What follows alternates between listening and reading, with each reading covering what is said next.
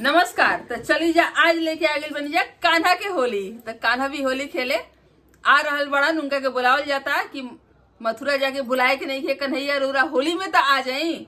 गाना सुनी जा, बताइए कैसन लगता। मथुरा न जाके भूल जाना कन्हैया जरा होली में आना जी। मथुरा न जाके भूल जाना कन्हैया जरा होली में आना जी। होली में आना हो, होली में आना, होली में आना हो, होली में आना। अरे राधा के रंग रंग जाना कन्हैया जरा होली में आना जी। अरे राधा के रंग रंग जाना कन्हैया जरा होली में आना जी। मथुरा न जाके भूल जाना कन्हैया जरा होली में आना जी। मथुरा न जाके भूल जाना कन्हैया जरा होली में आना जी। करना न कोई बहाना कन्हैया जरा होली में आना जी। करना न कोई बहाना कन्हैया जरा होली में आना जी। खाओ कसम तुम निभाओगे वादा, बदलोगे हम जाकर वहाँ इरादा।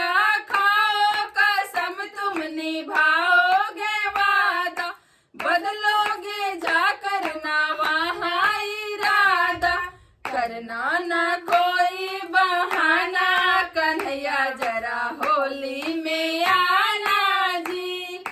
करना न कोई बहाना कन्हैया जरा होली में आना जी।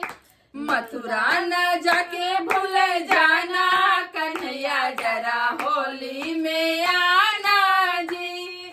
तुम बिन सुनी लागे है नगरिया, राह निहारूं मेरे सांवरिया। तुम बिन सुनी लागे है नगरिया, राह निहारूं मेरे सांवरिया।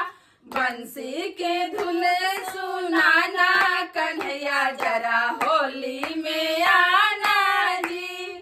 बंसी के धुन सुनाना कन्हैया जरा होली में आना जी।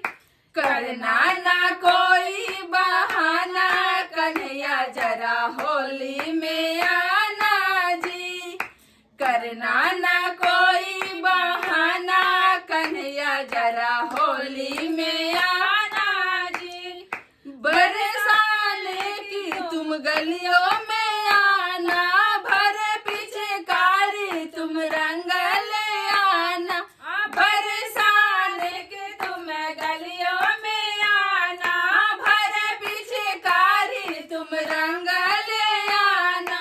गोपियों से दिल ना लगाना कन्हैया जरा होली में आना जी। गोपियों से दिल ना लगाना कन्हैया जरा होली में आना जी। करना न कोई बहाना कन्हैया जरा होली में आना जी।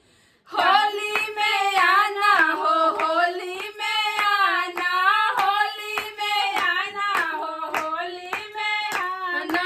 राधा के रंग रंग जाना कन्हैया जरा होली में आना जी।